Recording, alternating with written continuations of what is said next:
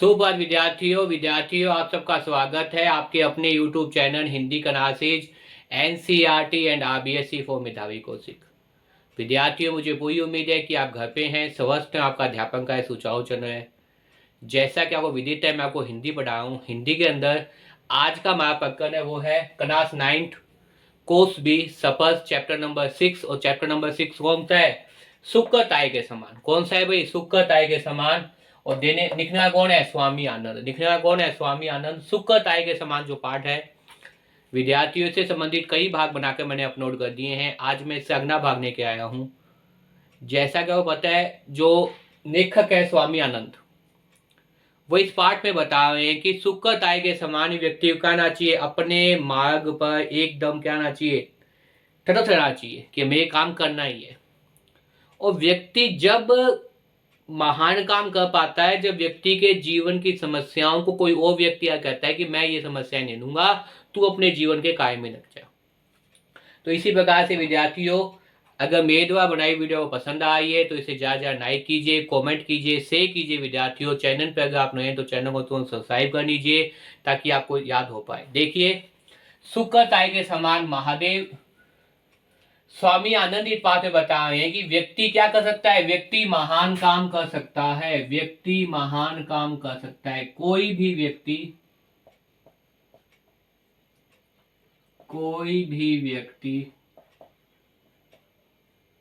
महान कार्य कर सकता है। सबसे बेहतरीन बात, तो कोई भी व्यक्ति महान कार्य कर सकता है।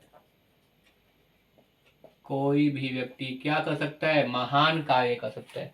मतलब ऐसा नहीं है कि वो महान कार्य नहीं कर सकेगा। वो कोई भी व्यक्ति हो, वो क्या कर सकता है? वो महान कार्य कर सकता है। ऐसा कोई व्यक्ति जिसमें बात में क्या है? समझ है, ज्ञान है, समझदारी है, सोच है, वो क्या कर सकता है? वो महान कार्य कर सकता है। लेकिन प्रश्न तो ये उठता है विद्यार्थियों कि वो महान कार्य कैसे कर सकता है, किस प्रकार कर सकता है?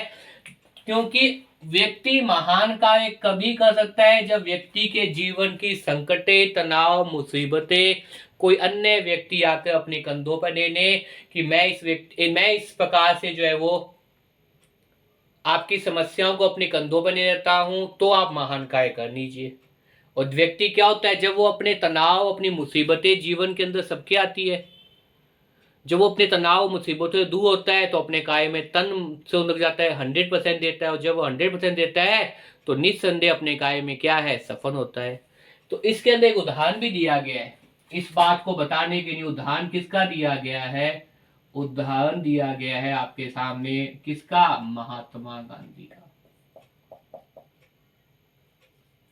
किसका उदाहरण दिया गया है? महात्मा गांधी का उदाहरण दिया गया है।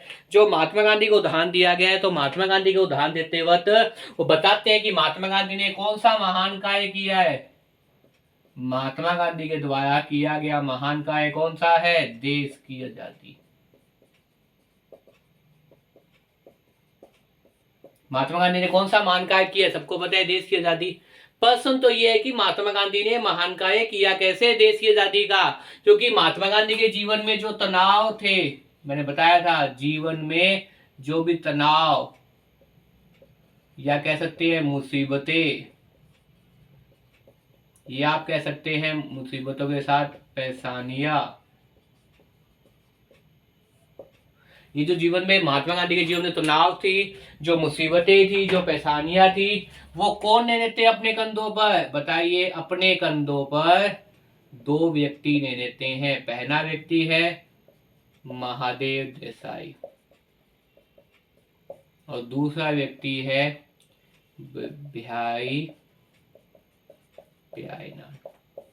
जब ये दो व्यक्ति कहते हैं कि महात्मा गांधी से कि आप तो अपना काम करो, आपके जीवन के संकट, आपके जीवन की मुसीबतें कौन ले लेंगे? हम अपने ऊपर ले लेंगे, अपने कंधों पर ले लेंगे। तो उस समय महात्मा गांधी क्या करते हैं? देश को स्वतंत्र कराने का, देश को आजाद कराने का बीड़ा उठाते हैं और निस्संदेह क्या होते हैं? अपने कार्य में वो सफल हो जाते हैं।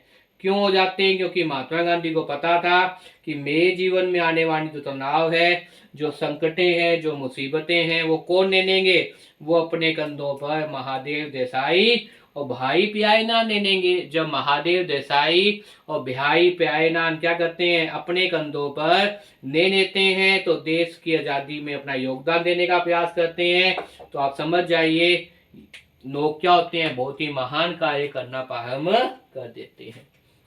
मुझे उम्मीद है विद्यार्थियों आपको यहाँ तक समझ में आ गया होगा।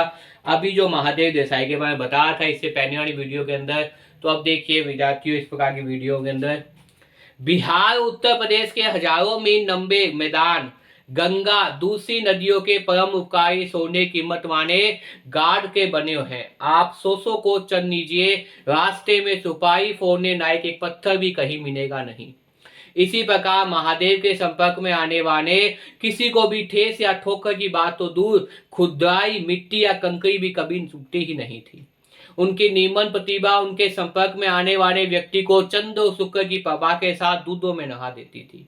उसमें सहभाग होने वाले मन से उनकी मोहनी का नशा कई कई दिनों तक उतरता न था। महादेव का समूचा जीवन उनके सारे कामकाज गांधी के साथ एक होकर गुट गए थे। गुट का मतलब मिल गए थे कि गांधी जी से अलग करके अकेले उनकी कोई कल्पना ही नहीं की जाती। मतलब महादेव देसाई और महादेव देसाई के साथ साथ गांधी जी, महादेव देसाई का संपूर्ण जीवन उनके सारे काम का जो भी काम वो करते थे गांधी जी के साथ एकरूप होकर, मतलब एकाकार होकर, गांधी जी के साथ एकरूप होकर मतलब एकाकार होकर इस प्रकार से मिल गए थे, इस प्रकार से गुंठ गए थे कि गांधी जी से अलग अकेले उनकी कोई कल्पना ही नहीं की जा सकती थी कि गांधी अलग भी वो कोई काम कर सकते हैं। कामकाज की अनवरत व्यवस्थाओं के बीच कोई कल्पना भी न कर सके, इस प्रकार समय निकाल कर लिखी गई द्वितीय पत्रिम की डायरी व अंगणित अभ्यास पुस्तकें आज भी मौजूद है। इतनी व्यवस्थाओं के बीच भी महादेव देसाई क्या लिख देते थे भाई, नित्य पति की घटनाएं क्या लिख देते थे, डायरी। महात्मा गांधी भी लिखते थे, मैंने बताया था महात्मा गांधी भी लिखते थे, महात्मा गांधी भी क्या लिखते थे, डायरी लिखते थे। लेकिन इतनी व्यवस्थाओं के बावजूद भी महादेव देसाई अपने नित्य पति का मतलब होता है प्रत्येक दिन की क्रियाविधि, प्रत्येक दिन की क्रियाविधि कहाँ लिख देते थे, डायरी में लिख देते थे। कौन लिख देते थे, महादेव देसाई। जिस प्रकार से महात्मा गांधी लिखते थे वैसे ही जो है वो कौन लिख देते थे आपके सामने, महादेव देसाई भी लिख देते थे। कामकाज की अनवरत व्यवस्थाओं के बीच कोई कल्पना भी न कर सके, इस प्रकार समय निकाल कर लिखी गई दिन प्रतिदिन की डायरी की वे अंगणित अभ्यास किताबें आज भी मौजूद है, वर्तमान में भी दिखाई देती है। ऐसी किताबें वो लिखते थे। प्रथम श्रेणी की शिष्ट संस्कार संपन्न भाषा मनोहारी लेखन श्रेणी की ईश्वरीय देन महादेव देसाई को मिली थी। प्रथम श्रेणी की शिष्ट संस्कार संपन्न भाषा मतलब ऐसी भाषा पे प्रकार मौजूद थी, किसकी, महादेव देसाई की। और मनोहारी का मतलब मन को छूने वाली, मनोहारी लेखन श्रेणी की ईश्वरीय देन महादेव देसाई को मिली थी। यद्यपि गांधी जी के पास पहुंचने के बाद घमासान लड़ाइयों, आंदोलनों, समाचार पत्रों की चर्चाओं के भी भय प्रसंगों के बीच केवल साहित्यिक गतिविधियों के उन्हें कभी समय नहीं मिला, फिर भी गांधी जी की आत्मकथा सत्य के प्रयोग का अंग्रेजी अनुवाद उन्होंने किया। महादेव देसाई ने क्या किया, गांधी जी की आत्मकथा कौन थी, सत्य के प्रयोग। किसकी आत्मकथा, महात्मा गांधी की आत्मकथा।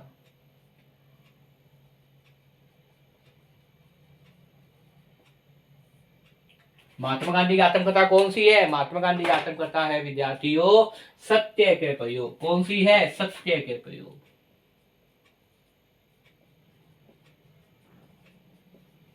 और इस आत्मकथा का अंग्रेजी अनुवाद किसने किया,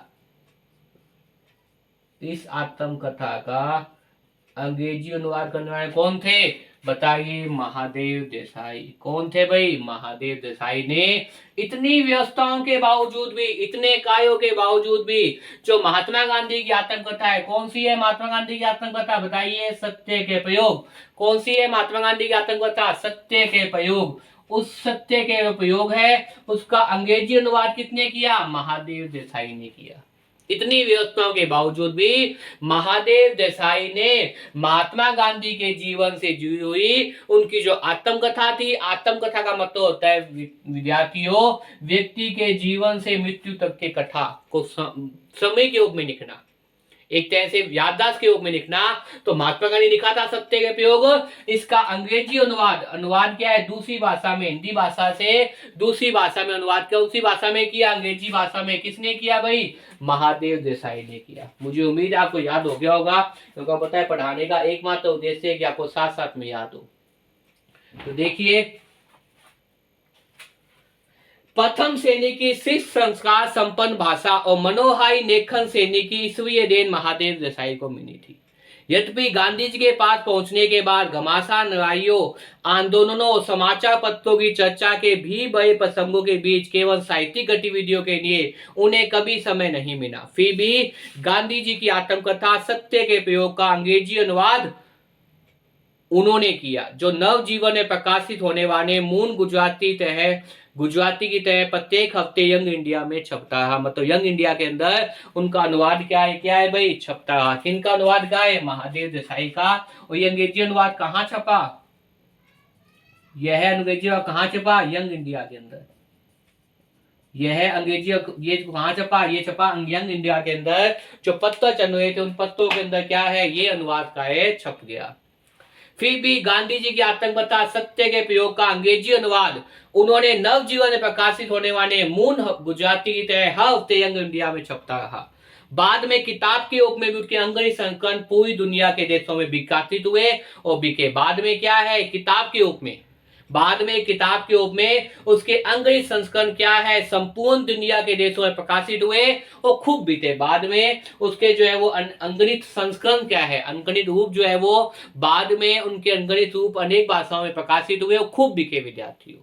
तो मुझे उम्मीद है विद्यार्थियों आपको यहाँ तक बात समझ में आ गई होगी। देखिए विद्यार्थियों, समय क्यों मैं बताता हूँ। आज का हमारा प्रकरण था शुक्र ताय के समान, स्वामी आनंद कनास 9th कोर्स 20 सपस की बुक के अंदर। ये चैप्टर बताता है कोई व्यक्ति महान कार्य नहीं कर सकता, कोई भी व्यक्ति महान कार्य तब कर सकता है जब उसके जीवन के तनाव, संकटों, मुसीबतों को अन्य व्यक्ति अपने कंधों पर ले ले।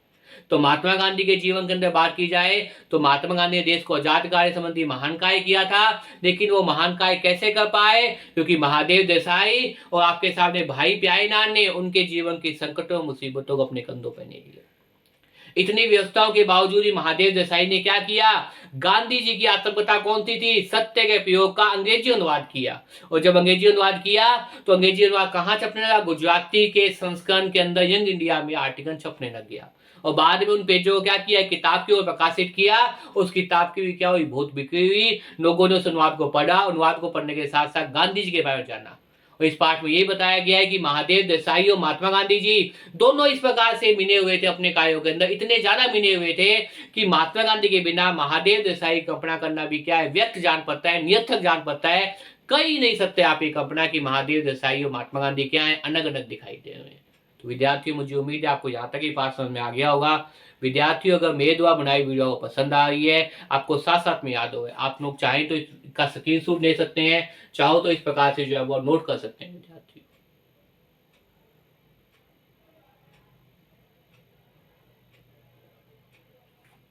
विद्यार्थियों, अगर मेरे द्वारा बनाई वीडियो पसंद आई है तो इसे ज़्यादा लाइक कीजिए, कमेंट कीजिए, शेयर कीजिए विद्यार्थियों। और चैनल पर अगर आप नए हैं तो चैनल को तुरंत सब्सक्राइब कर लीजिए, ताकि आपको जो है वो ऐसी वीडियो मिलती रहे। वीडियो पसंद आए तो लाइक कीजिए, कमेंट कीजिए, शेयर कीजिए विद्यार्थियों। और चैनल पर अगर आप नए हैं तो चैनल को तुरंत सब्सक्राइब कर लीजिए, ताकि आपको जो ऐसी वीडियो मिलती रहे। तो खूब बार बार वीडियो को देखिए और याद करने का प्रयास कीजिए, क्योंकि आपको पता है पढ़ाने का एकमात्र उद्देश्य है और साथ साथ में याद हो। तो खूब मन लगा कर पढ़िए। वीडियो पसंद आए तो लाइक कीजिए, कमेंट कीजिए, शेयर कीजिए विद्यार्थियों। बार बार वीडियो को देखिए, मेहनत कीजिए विद्यार्थियों। धन्यवाद।